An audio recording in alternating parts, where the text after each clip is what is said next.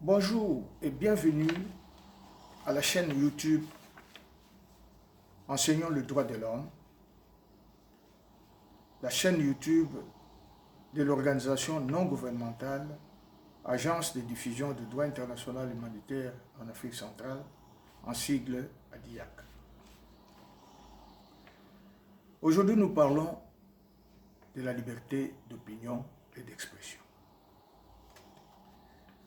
Nous savons tous que plusieurs personnes perdent leur vie et plusieurs personnes sont encore dans des prisons tout simplement pour avoir exprimé leur opinion. Pourtant, la liberté d'opinion est reconnue à tout individu par la Déclaration universelle des droits de l'homme. Mais d'abord, nous voudrons essayer de définir les termes liberté, opinion et expression. La liberté, comme nous l'avons définie dans notre précédente vidéo, est un pouvoir d'autodétermination en vertu duquel un homme choisit librement son comportement personnel. C'est donc une situation dans laquelle on a plusieurs choix à faire devant plusieurs possibilités. C'est ça la liberté.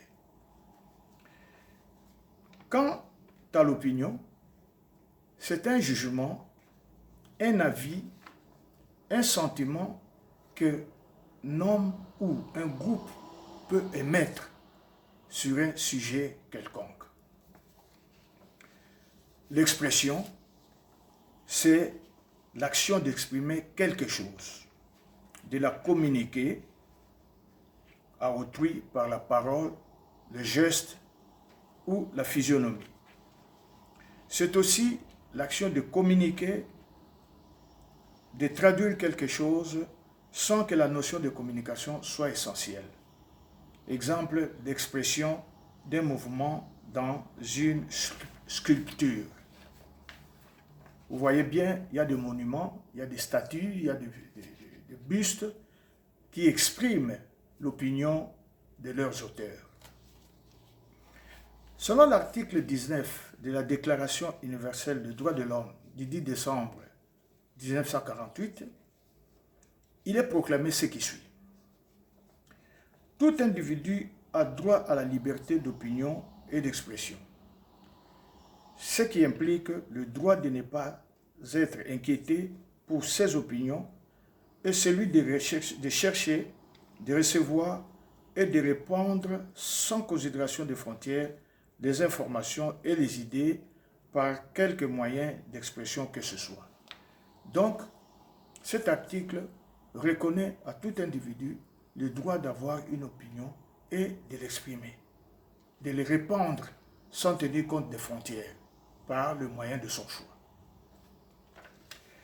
Nous avons également le pacte international relatif aux droits civils et politiques du 16 décembre 1966 qui, dans son article 19, aborde également la liberté d'opinion et d'expression en ces termes. Nul ne peut être inquiété pour ses opinions. Toute personne a le droit à la liberté d'expression.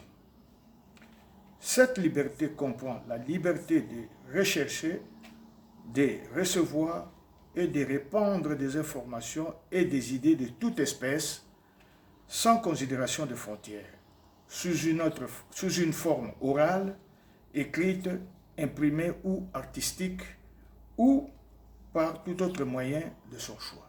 Donc, nous avons la même disposition de l'article 19 de la Déclaration universelle des droits de l'homme qui est reprise dans l'article 19 du Pacte international relatif aux droits civils et politiques. Alors, parmi les instruments juridiques concernant la liberté d'opinion et d'expression, nous ne pouvons pas passer sous silence la Convention des Nations Unies sur le droit de l'enfant, qui, dans ses articles 12, 13 et 14 parlent de la dite liberté. En effet, selon la Convention des Nations Unies sur les droits de l'enfant, il est demandé aux États de garantir à l'enfant qui est capable de discernement le droit d'exprimer librement son opinion sur toute question l'intéressant. Des opinions étant dûment prises en considération, eu égard à son âge et à son degré de maturité.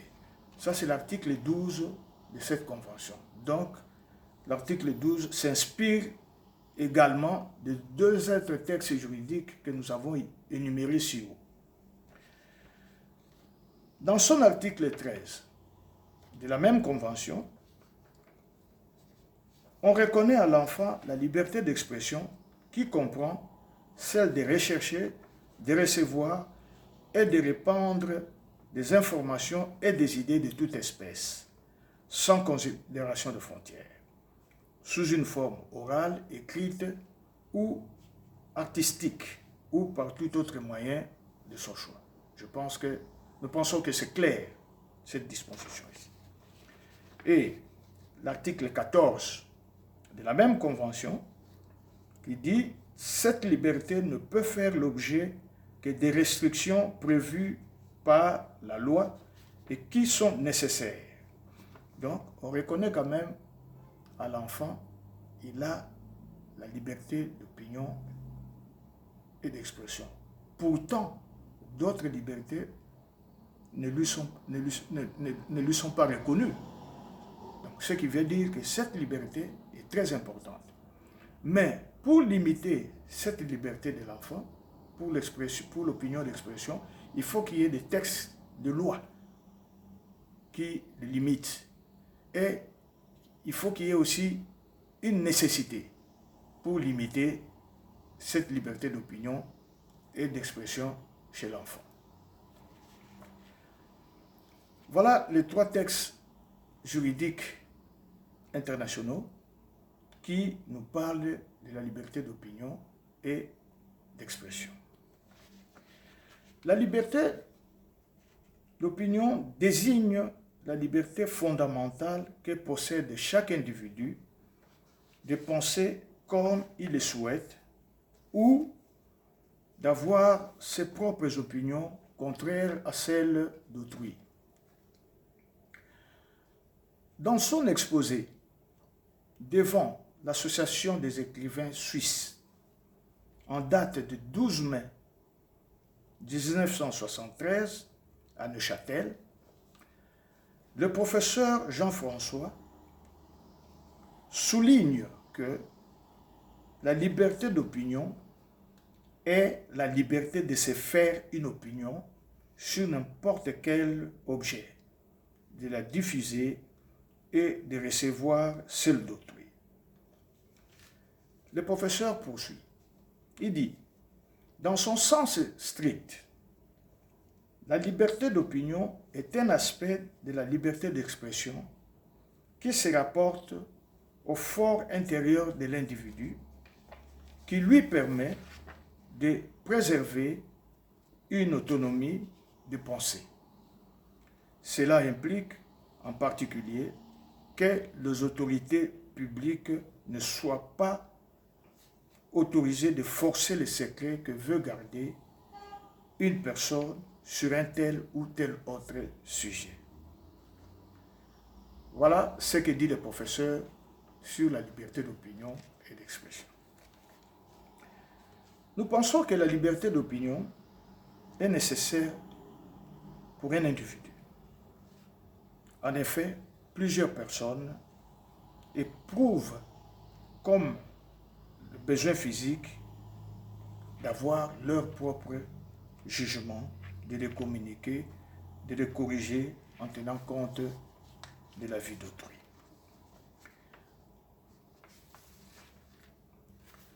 Il faut faire attention quand on veut restreindre la liberté d'expression. Le droit de s'exprimer et de répandre des informations et des opinions est affirmée et protégée pour toute personne ou groupe de personnes. Il convient de signaler que ce droit autorise certaines régulations par les États de cette liberté. C'est là dans l'intérêt public et dans l'intérêt de protéger certaines catégories de personnes vulnérables. La liberté d'expression est fondamentale dans une démocratie. N'oublions pas qu'on définit la démocratie comme un régime politique où le pouvoir appartient au peuple. Mais ce peuple, le détenteur du pouvoir, qu'on qualifie de souverain primaire, doit avoir la liberté d'opinion et d'expression. Dans les cas contraires, il n'y a pas de démocratie. La situation est très critique lorsque l'État émet des réserves et décide de restreindre des informations et des opinions qui peuvent être répandues par les masses médias. Cette liberté, donc la liberté d'opinion et d'expression, a des effets positifs et bénéfiques pour la vie sociale dans la mesure où elle affirme la libre circulation des idées. Les sociétés qui ont commis l'erreur d'imposer des restrictions à la liberté d'opinion et d'expression deviennent finalement victimes de leurs décisions. En effet, elles perdent toute velléité, toute possibilité d'évolution.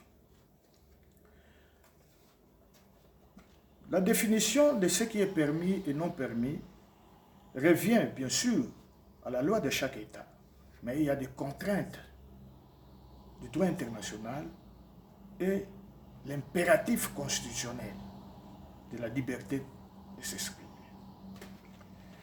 Toutefois, il est important de souligner qu'il y a des limites à la liberté d'opinion et d'expression.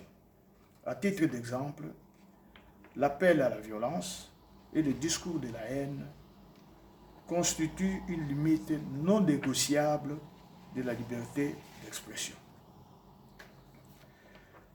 Cette liberté est précieuse pour nous tous. Il va de notre intérêt d'utiliser cette liberté pour construire et non détruire la société. La liberté d'opinion et d'expression, utilisée à bon escient, est un apport considérable pour l'épanouissement personnel et le développement de la société. Voilà ce qu'on avait à vous dire aujourd'hui sur la liberté d'opinion et d'expression. Nous vous invitons à vous abonner davantage à notre chaîne YouTube Enseignons les droits de l'homme.